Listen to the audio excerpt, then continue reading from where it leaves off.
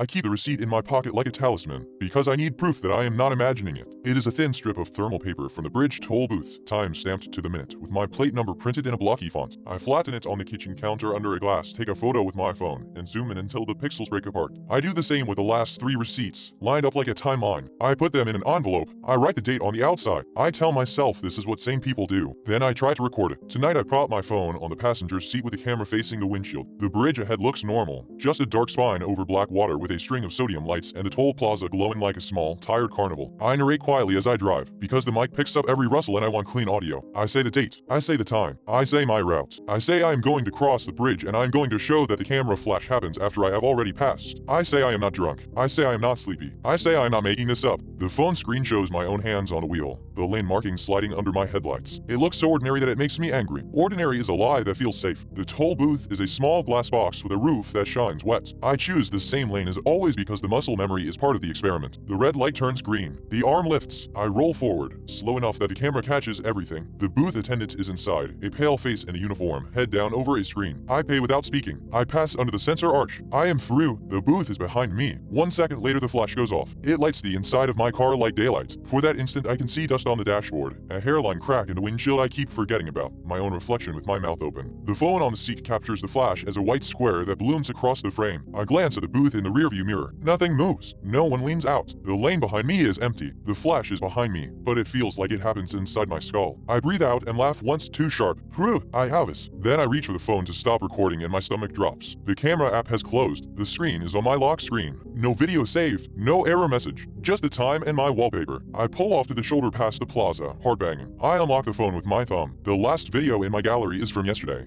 A shaky clip of my sink faucet. The storage is nowhere near full. The phone is warm in my palm like it is hiding something. I try again. I open the camera. I hit record. I point it at the road. I speak my name into the mic as if it will anchor reality. The screen goes black. Not off. Not dead. Black like the lens cap is on, except there is no lens cap. The recording timer runs anyway, counting up in red numbers over a void. I stop the recording. The saved video is 6 seconds of black with my breathing on the audio. The flash never happened, because the camera never saw anything. I look back at the toll booth. From here it is a bright rectangle of glass and fluorescent light. I can see the attendant moving, a silhouette bending at the waist as if picking something up. The world is intact. The problem is me. That is what I tell myself. That is what I have been telling myself for weeks. The first time it happened I thought it was just a delayed camera trigger, the kind that catches speeders a fraction late. I do not speed through tolls, but the system does not care. The flash came a beat after I rolled forward, lighting the inside of my car, and I thought, weird, but fine. Then it happened again the next night, same lane, same booth, same delayed flash. Exactly 1 second after the green light and the arm lift, as if a hand waited for me to clear the line before pressing the button. The third time I tried to look straight at the booth as I passed to catch who did it.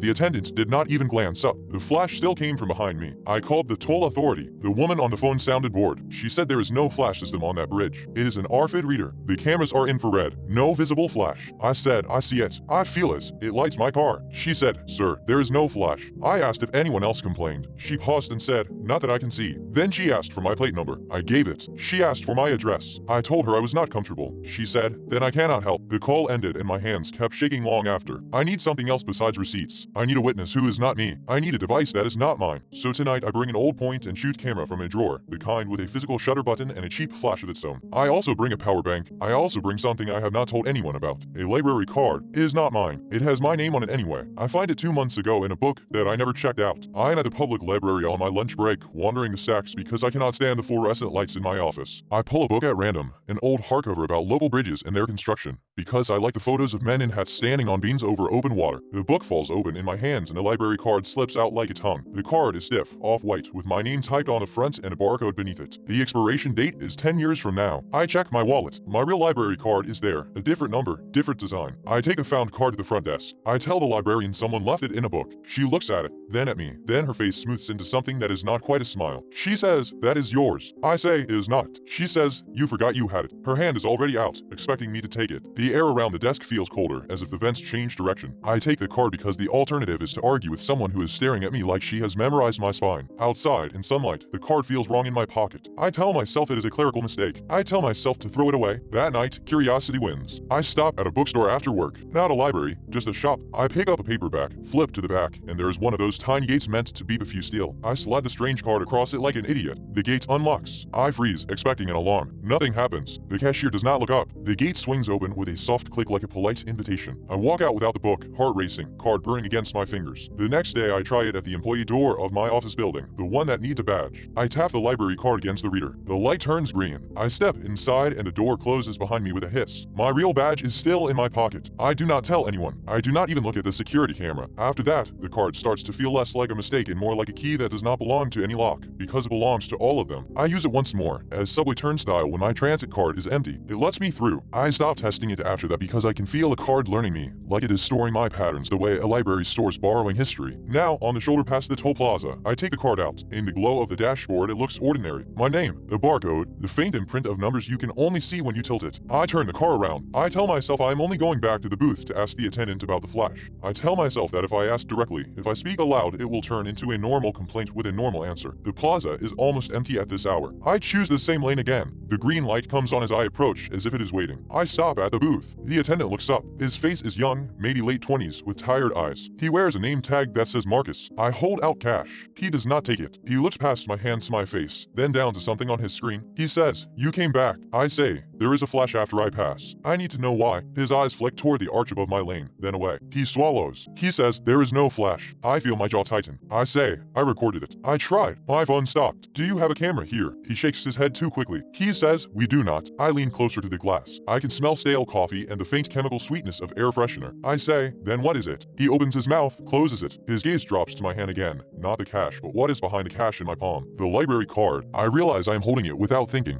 pinched between my fingers like a second form of payment. His pupils tighten. He says, "Where did you get that?" The question is sharp enough that it slices through my frustration. My throat goes dry. I say, "It is mine." He laughs once, but it is not humor. It is fear that cannot find a place to go. He says, "No, it is not." Behind him, on the wall of the booth, is a small shelf with a binder and a stack of forms. Nothing unusual, except the binder spine reads Return LOG. The letters are hand-labeled, thick marker strokes. I do not know why that makes my skin crawl. Maybe because it implies a record of things that come back. I say, "Can you tell me what the flash is?" He stares at the card again like it is a badge from a crime scene. He says, "It happens when someone crosses twice." I say, "I cross every day." He says, "Not like that." His eyes flick to the lane beside mine, empty, then to the rearview mirror mounted inside the booth, angled to see the road behind him. He whispers, "Do not stop on the bridge." I feel my breath catch. I say, "I never stop." He says, "Do not look back when it flashes." I already do. I always do. I say, "Why?" His face goes pale in the fluorescent light. He says, "Because it is taking your picture from the wrong side." I stare at him. I say, "That makes no sense." He does not answer. He reaches down under the counter and pulls up a small device, like a handheld scanner. He holds it near the glass, not pointing it at me, but at the card. A soft beep. His expression changes. It is the look of someone reading something they did not want confirmed. He says, "It is active." I say, "What is active?" He swallows again. He says, "Your account." I do not understand, so I say the stupidest thing. I say, "This is a library card." He looks at me like I just said the sky is a screen. He says, "It is a return." My fingers tighten around the card. The edges bite my skin. I say, "A return of what?" Marcus glances toward the door of the booth, then back at me. He says, "You should not have it." I say, "Someone put it in a book." He shakes his head. He says, "They put you in a book." A cold wave rolls through my stomach. For a moment I can hear the bridge wind even through closed windows, a low continuous moan like breath. I look down at the card. My name. Julian.